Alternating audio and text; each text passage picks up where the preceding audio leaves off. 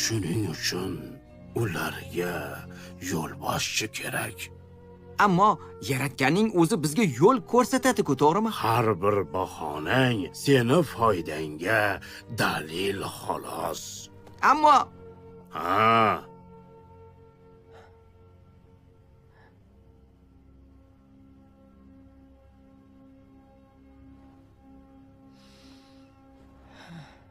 Sen Isayning o'g'li qarshimga tur.